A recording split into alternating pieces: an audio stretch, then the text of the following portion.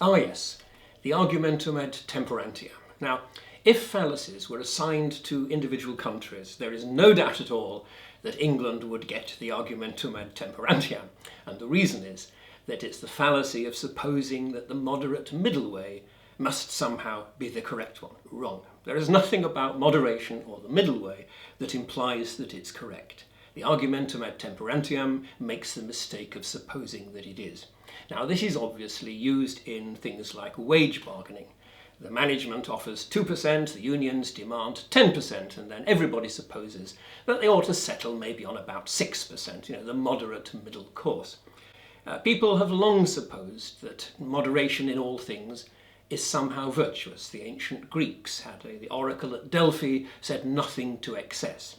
It's partly derived from the belief of the English upper classes that to show enthusiasm about anything is somehow a mark of bad manners or bad breeding, and it explains why none of them are particularly good at anything, and why they've undergone a steady but moderate decline.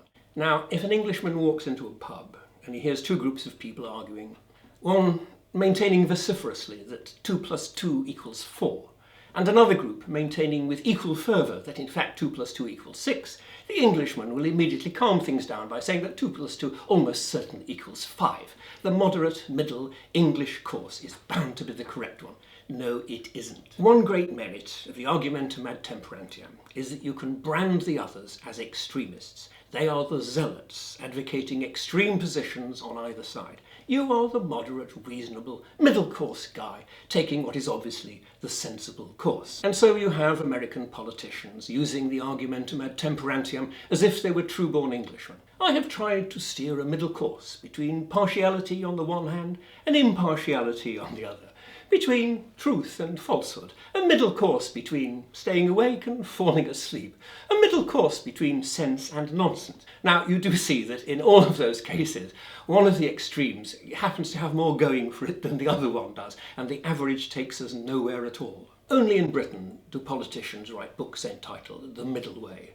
Its modern version is called The Third Way. The whole of New Labour is founded on the Argumentum ad Temperantiam. None of the extremes, pro-business of one side, pro-labour of the other, were going to take a middle course, a third way. Indeed, it's so attractive that the other parties instantly produce their own versions of the same thing. It is nonetheless the Argumentum ad Temperantiam. There is nothing about the middle course that implies its superiority or its correctness. The great thing about using the Argumentum ad Temperantiam is that you can portray yourself as a moderate, reasonable person. Those who oppose you are these fanatic extremists on either side, refusing to acknowledge the superiority of moderation. Now, this is especially useful in diplomacy. Indeed, the Foreign Office has practiced this for more than a century. If anyone makes demands of Britain, the Foreign Office is ever ready to give away half of what they're demanding. And if someone demands a couple of islands that we own, you should be very quick leaping in to say, well, why don't we give them one of it? Because I tell you now, there'll be 100 Foreign Office diplomats trying to beat you to it. So the moral of the story is that while the middle, moderate course may appeal to our sense of the fairness and rightness of things, there is nothing about the evidence or the logic that suggests it has any superiority at all over one of the extremes. One of the extremes might just be right. After all, 2 + 2 does equal 4.